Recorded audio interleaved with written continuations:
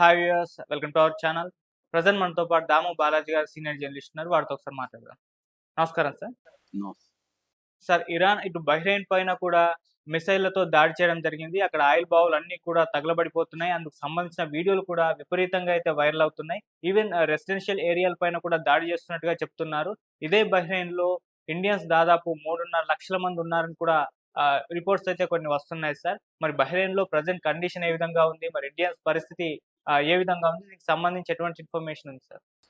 మామూలుగా ఇప్పుడు మొత్తంగా 14 దేశాల మీద ఇరాన్ దాడి చేస్తుంది. ఎవరు కూడా ఊహించలేదు ఇన్ని రోజులు. ఈరోజు 7వ రోజు. చాలా మంది ఆశ్చర్యపోతున్నారు. ఇరాన్ 2 రోజులు కూడా నిలవదు. ఎందుకంటే గత సంవత్సరం జూన్‌లో జరిగినప్పుడు 12 రోజుల వారు అది కేవలం ఇజ్రాయెల్ మాత్రమే అటాక్ చేసింది. ఇజ్రాయెల్‌కి అంత శక్తి సామర్థ్యాలు లేవు. కాబట్టి తట్టుకోగలిగింది ఇరాన్. ఎందుకంటే ఒకే రోజు మాత్రమే అది కూడా అణుస్థావరాల మీద అమెరికా దాడి చేసింది తప్ప ఇరాన్ భూభాగం మీద కానీ స్కైలో నుంచి కానీ ఇరాన్ మీద అటాక్ చేయలేదు అమెరికా. కానీ ఇప్పుడు అమెరికా డైరెక్ట్గా అటాక్ మొదలుపెట్టింది. ఎందుకంటే ప్రపంచంలోనే అమెరికా అనేది నెంబర్ 1 డిఫెన్స్లో నెంబర్ 1 ఉంటుంది. ముఖ్యంగా ఎయిర్ డిఫెన్స్, ఎయిర్ ఫోర్సు సంబంధించి అది అత్యున్నతమైన force. $850 billion budget per year అమెరికాకి. అలాంటిది $15 బిలియన్ ఖర్చు పెడుతున్న ఇరాన్ ఇప్పుడు పాతకాలం నాటి డిఫెన్స్ సిస్టమ్స్ ఉన్నాయి. S-300 అలాంటి డిఫెన్స్ సిస్టమ్స్ పెట్టుకొని, డ్రోన్స్ పెట్టుకొని, మిసైల్స్ పెట్టుకొని ఎలా అమెరికాతో పోరాడుతుందని ఎవరు అనుకోలేదు.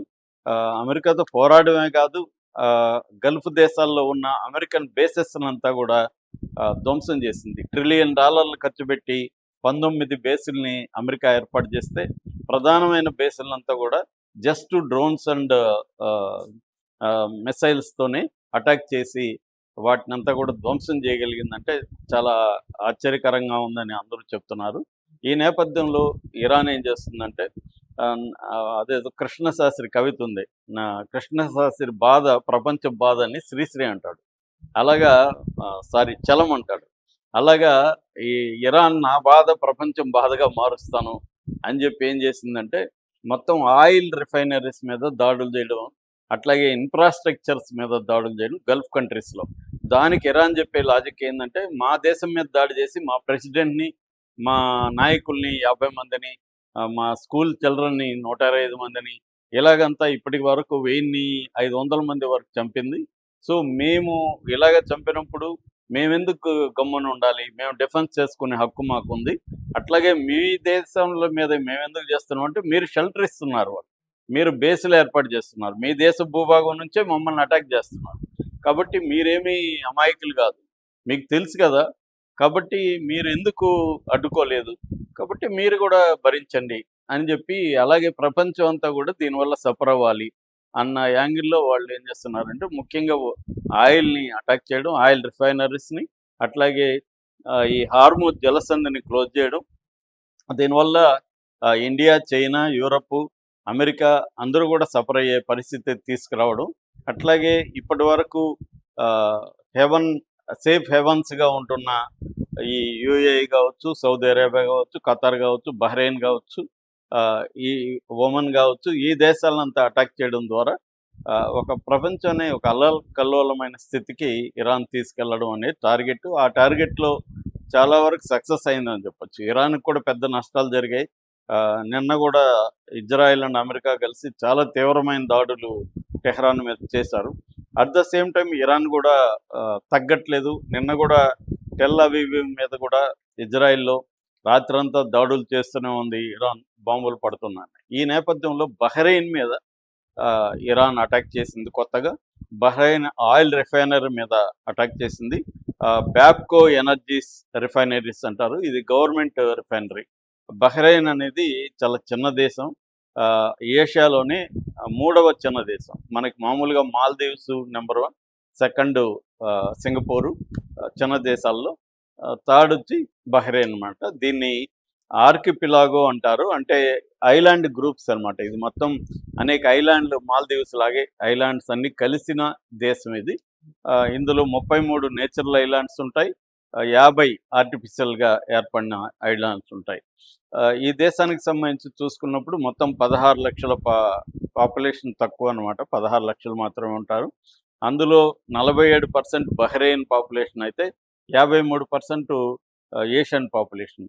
అందులో ఇండియన్ పాపులేషన్ 30%. దాదాపు 3,50,000 మంది ఇండియన్స్ బహ్రెయిన్‌లో ఉంటారు. చాలామంది పనులలో ఉంటే కొంతమంది వ్యాపారాలు గూడా అక్కడ చేస్తుంటారు. సో, ఆహ్, వాళ్ళ ఎకనామీలో తీసుకుంటే 60% ఆయిల్‌ని ఎక్స్‌పోర్ట్ చేస్తారు. రోజుకి 1,90,000 బ్యారెల్స్‌ని బహ్రెయిన్ ప్రొడ్యూస్ చేస్తుంది. బహ్రెయిన్ దగ్గర 168 మిలియన్ బ్యారెల్ల కెపాసిటీ ఉన్న ఆయిల్ రిజర్వ్స్ కూడా ఉన్నాయి. వాళ్ళ మొత్తం రెవెన్యూలో 70% ఆయిల్ ఎక్స్‌పోర్ట్స్ ద్వారానే వస్తుంది. ఇది జీడీపీలో చెప్పుకోవాలంటే 11% జీడీపీకి ఆయిలే అనమాట. ఆహ్, ఈ ఆయిల్ తర్వాత అల్యూమినియం ప్రొడ్యూస్ అనేది ప్రధానంగా చేస్తుంది. అది కాకుండా కన్‌స్ట్రక్షను, ఫైనాన్సు వీటిలో కూడా ఈ రంగాల్లో కూడా ఎకనామీకి సపోర్ట్ చేస్తాయి. సో, ఈ నేపథ్యంలో ఈ దేశాన్ని ఆయిల్ రిఫైనరీస్ మీద అటాక్ చేయడం వల్ల దాని ఎకనామీని డిస్టర్బ్ చేయడం అన్న టార్గెట్. రెండోది వీళ్ళు ఎక్స్‌పోర్ట్ చేస్తుంటారు. ఇటు క్రూడ్ ఆయిలు, తర్వాత నేచురల్ గ్యాస్ కూడా లిక్విఫైడ్ నేచురల్ గ్యాస్ కూడా ఇక్కడ మనకి ఖతార్ తర్వాత ఇక్కడ బాగా దొరుకుతుంది. సో, దీన్ని రెండిటిని డిస్టర్బ్ చేయడం వల్ల ఇక్కడ నుంచి ఆహ్, ఎక్స్‌పోర్ట్స్ ఆగిపోవడం వల్ల వీటి దగ్గర కొనుక్కుంటున్న వాళ్ళందరూ కూడా ఇబ్బంది పడడం. అట్లాగే ఈ దేశాన్ని కూడా ప్రెజర్ చేయడం అనే టార్గెట్ ఇరాన్ దగ్గర ఉన్నట్టుగా కనబడుతుంది. సో, ఈ నేపథ్యంలో కొన్ని రెసిడెన్షియల్ ఏరియాల మీద బాంబులేసింది. అట్లాగే 2 హోటల్స్ మీద ఇరాన్ బాంబులేసింది. ఇప్పటివరకు అందుతున్న సమాచారం ప్రకారం 75 బాలిస్టిక్ మిసైల్స్‌తో అటాక్ చేసింది. అట్లాగే 124 డ్రోన్స్‌ని అటాక్ చేసింది. షాహిద్ డ్రోన్స్, వాటిని సూయిసైడ్ డ్రోన్స్ అంటారు. ఇప్పుడు డ్రోన్స్ వార్‌ఫేర్. ఎందుకంటే లక్షల సంఖ్యలో డ్రోన్స్ ఉన్నాయి ఇరాన్‌లో అని చెప్తున్నారు. వాటిని ధ్వంసం ఎన్ని చేసినా మళ్ళీ ఏస్తూనే ఉన్నారు. సో, ఈ డ్రోన్స్‌ని ఎదుర్కోవడం చాలా కష్టంగా ఉంది. పైగా అవేమి ఒక డ్రోన్‌కి 17,00,000 మాత్రమే ఖర్చవుతుంది. అంతకంటే కూడా ఎక్కువ ఖర్చు కాదు. సో, తక్కువ ఖర్చుతో defence system, America defence system Patriot for example 33,00,00,000. అంటే ఆ డిఫెన్స్ సిస్టమ్‌కేమో అంత కాస్ట్ ఉంది.